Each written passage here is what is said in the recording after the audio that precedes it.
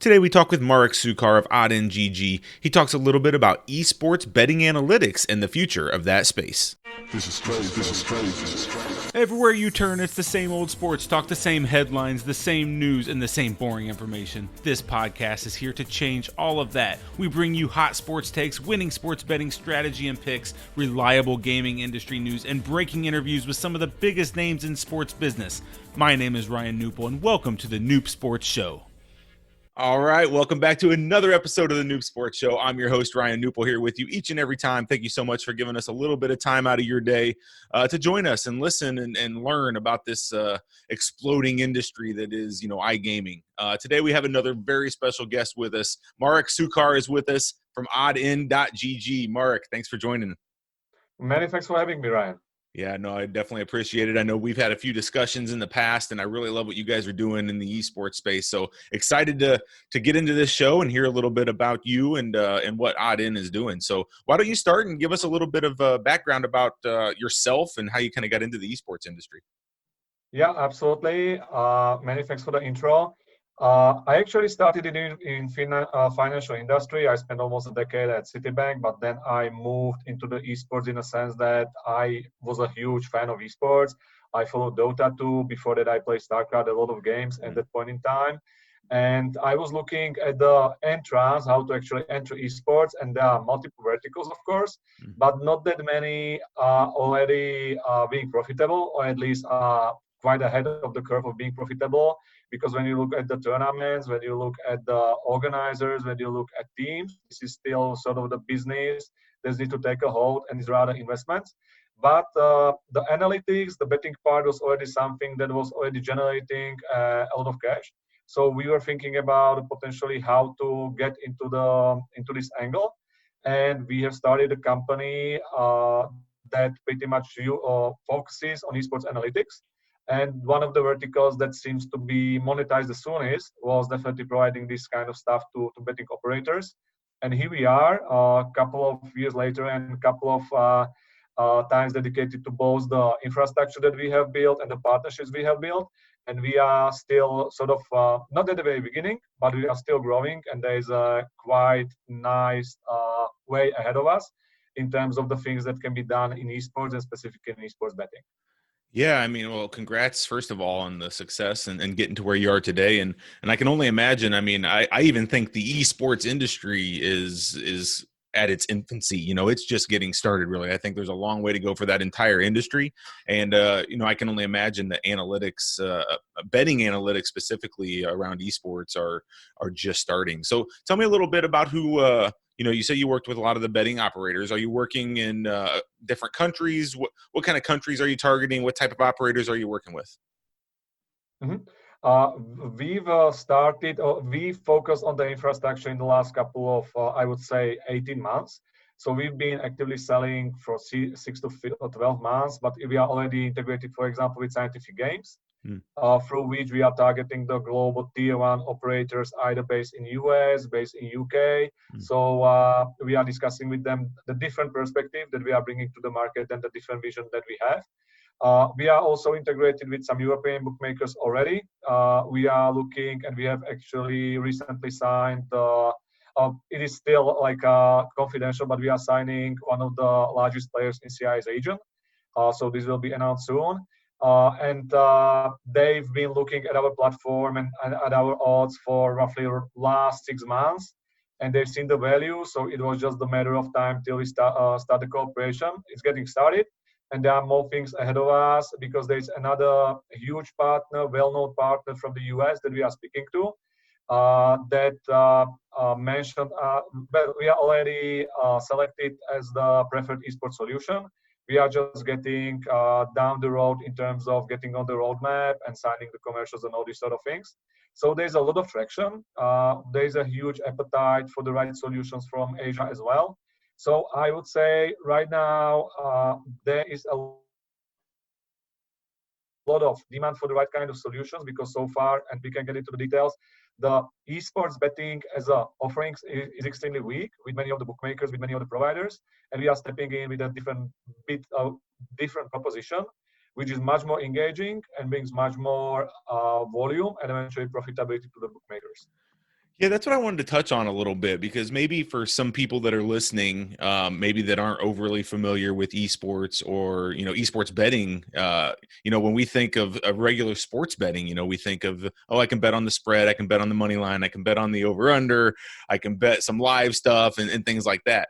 Now, with esports, there's a whole nother set of, I guess I'll call it, data points that you can bet on. Explain to me a little bit about, I mean, there's match winner and, map winner and duration over under and all sorts of different things that go into betting on esports. Can you explain a little bit about those offerings? And, is it live betting? Is there like pre-match betting like we would think of in the real sports world?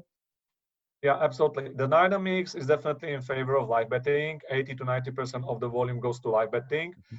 At the same time, live betting is actually extremely challenging when it comes to esports, because you need to have the right expertise, the right access to data, the right set of experienced traders, and all these sort of things. And it needs to be combined. Otherwise, we will be lacking one of the key competencies within it. With that being said, what we see on the market is that if you are better and if you want to bet on esports, many of the bookmakers that you will go to, and they will have a standardized solution, you can bet roughly half of the game. So as the game is being played, you can bet the first, let's say, 10, 20 minutes. And then as the game is being unfolded, as there are that storylines that the team is either coming back or is actually going to win, but then there is a comeback, you suddenly couldn't bet. The reason for that is that many of the operators do not have the access to official data. They do not have the expertise how to actually provide the lines in the late games, such as complicated games as Dota 2 or League of Legends. So many times what you see on the market is that bettor comes, he watches the games, and suddenly when something is finally getting different and he wants to put some money on the line for his opinion, what is about to happen, he can't bet at all. And this is a huge limitation. And yes, we are speaking about a map winner, we might be speaking about match duration, we might be speaking about kills, over under. But this is a huge pitfall of the industry that it is currently facing, because if you think about esports fans, they are mostly millennials. And they are used to the content on demand. They are the masters of their own time, because if they want to listen to music, they will go to Spotify. If they want to watch the movie, they go to Netflix. They don't wait. This is what I want, this is what I get.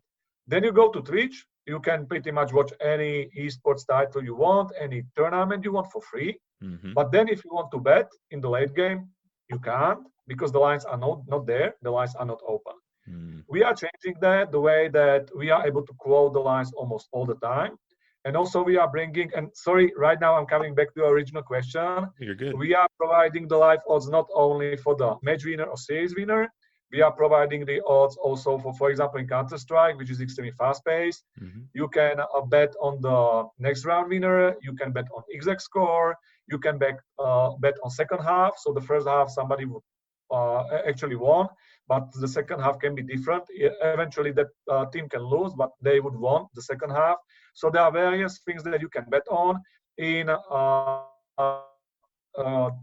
titles like Dota 2 or League. There are specific markets when you have a specific either buildings or creatures that you can bet whether it would be who would take a certain kill at a certain time, who would kill a certain building first, and these sort of things. And as you mentioned, all of these are just getting started, because there is more to come for esports for sure.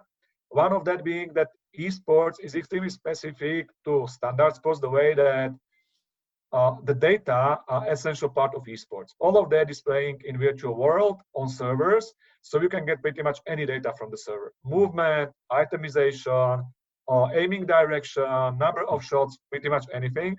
Well, if you think about the esports, about sports, I would use the comparison of IoTs. So the players would have a certain tracking devices on their bodies. There will be a certain heartbeat. There will be direction and all these sort of things. We don't have them yet. That being said, we can have that for the future. But esports is already there when it comes to data richness and when it comes to what is actually available for the game and within the game. Man, thank you for that answer. That was a very in-depth answer, and I think it shed some light into your world and how much how much really goes into, all these different data points and things like that. There's just so much that you can capture in this space. And so, I can imagine that just being challenges after challenges that come up. So that leads me into my next question. Something I always ask business people like yourself that are in business: what's one of the challenges maybe that you have, maybe more on a business side of things? Potentially somebody listening here, we have a lot of business people, a lot of people in the iGaming space. Maybe they maybe potentially get help with. Is there business challenges that either you're running into or maybe have ran into in the past? I'm curious to hear your answer on that.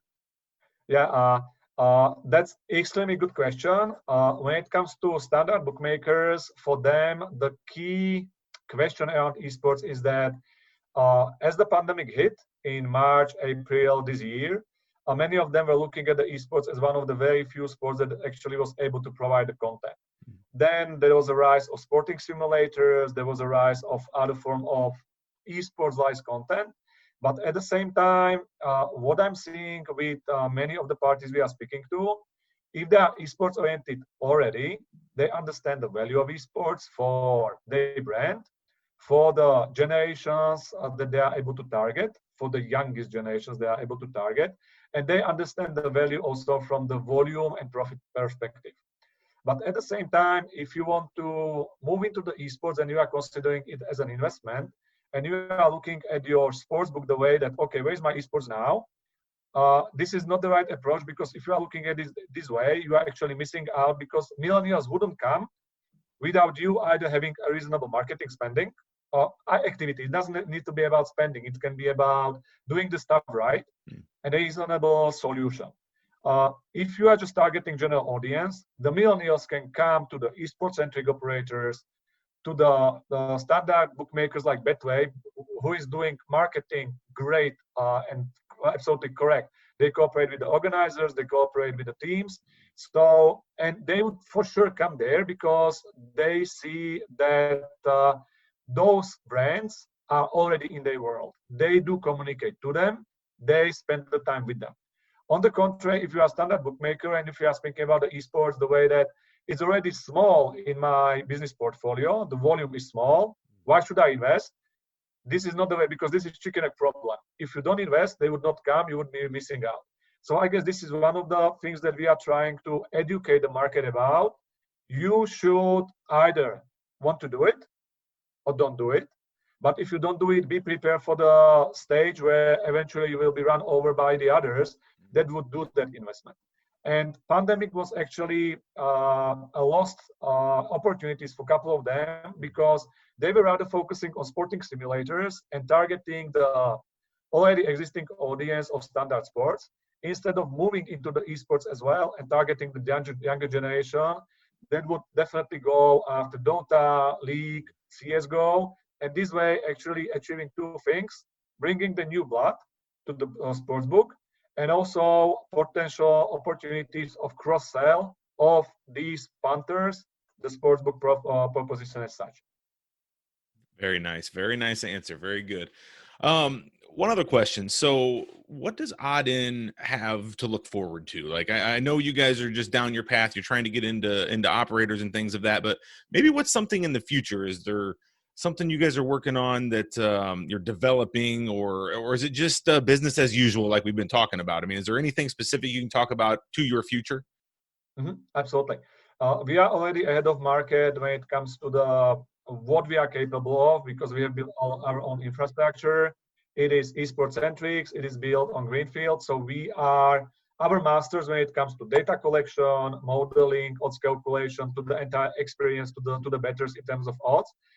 Nevertheless, we understand that one thing is the right proposition in terms of odds. As I mentioned, how much across the course of the game you can bet, how many live markets you can actually bet on. But at the same time, if you probably push this to old looking bookmakers that are sort of more perceived as the old guys, even they would have the right solution, they might not be that engaging for the millennials. So one more thing we are already working on is sort of iframe solution, where we will be able to pack the entire proposition together. So having the front end, having the streaming there, having the statistics, having the live odds, controlling the entire ecosystem, and of course improving upon that. We are also looking at various ways of gamification in terms of tokenization. So, but not in crypto. There were too many things in that direction already. We are rather looking at it from the terms of if you come to the platform as such, you want to watch, you want to engage, you want to learn the stuff in terms of statistics, and eventually you will bet. Right now, the perception is I'm going to William Hill, Skybet, Betway, you name it, I'm going to bet. We are thinking about it rather the way that this will be a content where you can come and go. You do not necessarily need to be even registered.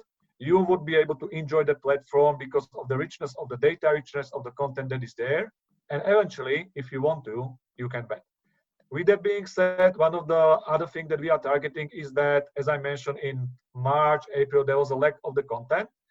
And we are launching 24/7 Counter-Strike betting stream, which would be run pretty much all the time. We have the right partner for it, who provides us the data. And this way, we can provide the content all the time, which means that instead of going to Twitch and watching the streams, you can go to the bookmaker and you can watch the live action there, and eventually you can bet. The advantage of that is that the perception changes. The bookmakers would become the main point for the content, not necessarily the other medias. And this way you are targeting them to come, to bet, to actually enjoy what you are having. And in that sense as well, why CSGO? Counter-Strike is one of the easiest to be understood esports titles for the general public. So when there was no content and people were betting on table tennis, similarly, they can bet and understand CSGO because it's about 5 people shooting the other 5 people. Of course, it has the depthness that the esports fans understood, but at the same time, the general public can come, watch, and eventually learn on that depth of the title, but they can enjoy watching these kind of shows. Amazing. Marek Suchar of Oddin. Man, Mark, this has been amazing. I think you've nailed it. I mean, you've talked about everything I can think of in this space.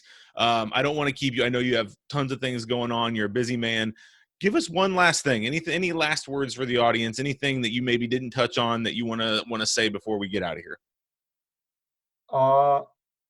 Very good question. A lot of things just crossed my mind. I would say, similar to esports, there are a lot of people that do understand what they are speaking about. There are a lot of things, people that just want to jump on the wave of esports and particularly esports betting. So it would be good to actually, if you want to get into the esports, it would be good to understand whether the people you are speaking to actually know their stuff, whether they are actually being truthful to you. And by these ways, select the right partners, because in the long run, you can actually be sorry about your decisions that were probably done too harsh in such a short time frame because of all that is going out, COVID and other things. So choose your partners wisely. I guess this would be the key part of the esports betting partnership selection. I mean, that's great advice across the board in anything you do, right? Choose Absolutely. who you work with, because it can be a good or bad experience depending on who you choose to work with. So definitely spend the time. So if people wanted to work with you or just had follow-up questions for you guys, who would they contact? How would they get a hold of you? What's the channel of communication there for you guys? Yeah, definitely. You can visit Oddin GG with double D and send the email to Marek at Oddin GG, or potentially we can catch up on LinkedIn. Again, I'm there as well. Marek Suchar, MAREK SUCHAR. Happy to connect with pretty much anybody meaningful within the ecosystem. Awesome, Mark. Well, I truly appreciate you being here. Give me a little bit of your time, and everybody listening, thank you. This is Marek Suchar of Oddin. Definitely, I think you guys can tell from listening to this interview, one of the leaders in the esports analytics space, really knows this stuff, and I can vouch is very good to work with as well. So I've enjoyed getting to know you over the years here, Mark. So looking forward to much more interaction as we move forward in this esports industry. Pleasure to be here, and many thanks for having me. And yeah, definitely, it will be great to catch up soon. Awesome. Amazing. Thanks for being here again. Thanks for listening, everybody. Stay safe. Until next time, have a great day. Bye-bye. Many thanks, Ryan. Bye. Thanks for listening to this episode of the Noob Sports Show. If you enjoyed this podcast, please consider subscribing to our iTunes channel today. Plus, visit us at noobsports.com for more picks, previews, strategy, and news.